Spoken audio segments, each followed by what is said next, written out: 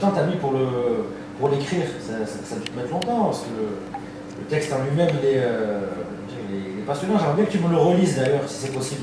Ça serait... Écoute, je le ferai rien que pour toi, avec plaisir. Mais ce texte-là m'a pris à peu près 3 jours, 3 jours et demi, oui, 3 jours et demi.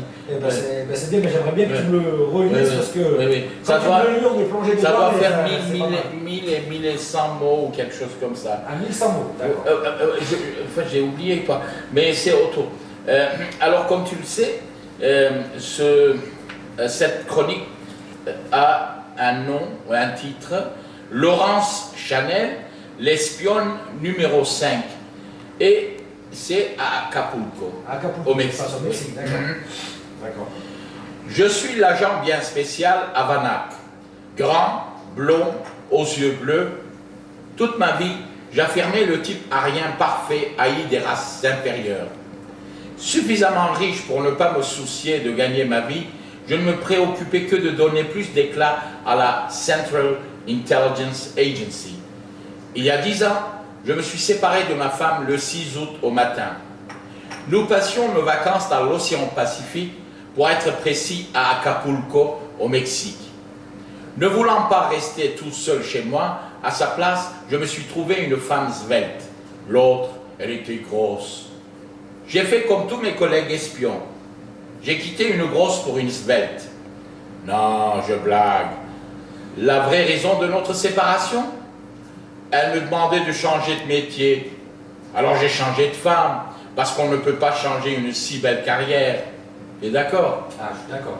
Et puis, mon ex me trouvait moche. Cette tête rêveuse et cabossée propre au vieux boxeur. Vieux? Mais je n'avais que 60 ans.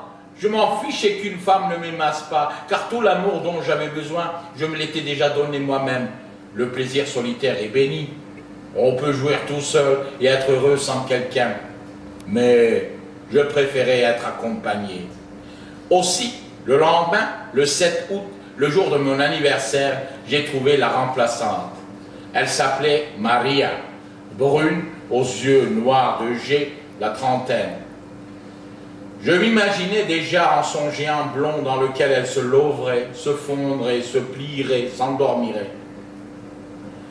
Je n'avais rien de monstre, vous comprenez, mais j'avais une bonne panse, rapport à la nourriture et à la bière, et le nez cassé, et en général les femmes n'avaient pas exactement pour habitude de me choisir parmi les autres pour un rendez-vous galant, mais à cheval donné, patati patata.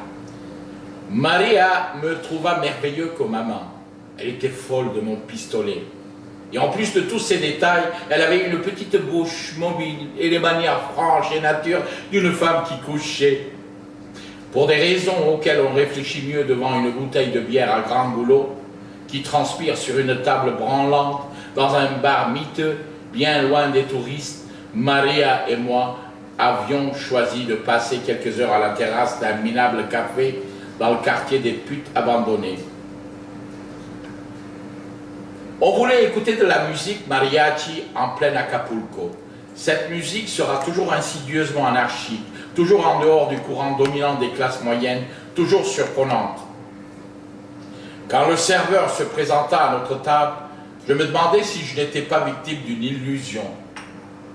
J'avais face à moi un homme replet, aux cheveux calamistrés, à la moustache aux pointes relevées et cirées, une énorme chevalière à la main gauche, une autre bague ornée d'une pierre de couleur à la main droite, vêtu d'un complet noir des plus cérémonieux, dont le côté funèbre était relevé par la blancheur d'un gilet de piqué blanc, chaussé de souliers vernis éblouissants, accompagné de guêtres d'une blancheur immaculée, portant une cravate abondante piquée d'un monstrueux fer à cheval où s'égrenaient 4 perles fines et jaillissant d'un col raide.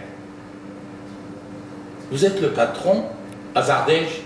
« Arturo, lui-même, pour vous servir, messieurs, dames. C'est un honneur pour moi que de vous recevoir, de vous offrir mon amitié, de vous dire fièrement, vous pouvez compter sur votre ami Arturo de la Carbonara, qui donnera sa vie pour vous, si besoin s'en fait sentir. Si, seigneur. Je suis le patron, une bouteille de tequila. Non merci, on préfère 2 bières bien fraîches. Ça, par exemple, on m'a bien raconté que les Américains sont excentriques, mais ne pas boire de la tequila, à quoi passez-vous votre temps alors? À boire de la bière fraîche, monsieur de la Carbonara. Enfin, chacun ses goûts, hein? En effet, je me nomme Avanac. Je sais qui vous êtes. Vous me connaissiez? Pardon? Je demande si vous me connaissiez avant que je ne vienne à votre auguste établissement. Ma foi, non, j'aurais dû. C'est-à-dire que j'ai écrit plusieurs ouvrages sur l'existence d'extraterrestres dans votre région. Oh, moi, vous savez, sorti des biographies de nos valeureux narcotrafiquants, je ne lis pas grand-chose. Pourquoi? Comment pourquoi? Mais parce qu'on est au Mexique, et plus particulièrement à Acapulco. Et alors? Pour la première fois depuis le début de notre entretien, le patron du bar laissa voir un net désarroi. Mais ça a faim, Acapulco! Mon air incompréhensible troubla profondément monsieur de la Carbonara, et ce fut presque à voix basse qu'il dit: voyons, messieurs Avanac, la marijuana, la cocaïne, el sous-commandante Marcos. Ah oui, le grand banditisme, le trafic, le droit des Indiens de Chiapas. Le patron parut délivré. On devinait qu'il avait craint un moment que j'en eus jamais entendu parler de sa région. Assise face à moi, Maria, ma nouvelle compagne, savourait les paroles du patron. Elle portait une chemise violette. Jamais je n'avais vu un cardinal avec une si jolie poitrine. Le quartier des putes abandonnées était un endroit où chacun vivait chaque jour l'ultime chance de sa vie, en espérant aborder le cœur des choses, évoquer la vie et la mort, le plaisir et le jeu, l'amour et la guerre, et peut-être aussi, puis-je enfin avouer, je me trouvais à Acapulco parce que je pourchassais un ennemi de la République. Chez nous, la nuit ressemble à un velours. La nuit d'Acapulco est un rideau de théâtre que Dios relève ou abaisse, mais le spectacle est derrière le rideau. Tout à l'heure, je vous montrerai, si vous le voulez bien, les acteurs, car toute la ville joue, mais chacun est à soi-même son propre acteur et son propre spectateur. Avanac, il y a ton portable qui sonne, m'a dit Maria, en priant le ciel que ce ne fût pas mon ex. Je pris le portable. Avanac, la République a besoin de toi. Je te brieferai demain matin à 9h pétant au quartier général. Et tu viens à jeun. Rompez, soldat. C'était la voix de mon chef hiérarchique, Dirty Rafi, un robot biologique originaire de la planète Burj Hammoud. Fin de la première partie.